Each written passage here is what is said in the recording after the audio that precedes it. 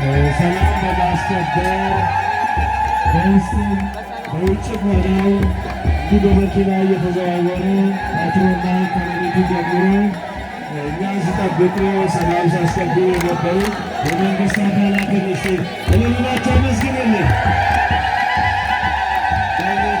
ተኝተን እነሱ ደግሞ ሳይተኙ እኛ መቀላ ሆነን እነሱ ግድላ ሆነው እኛን ሳያገለግሉ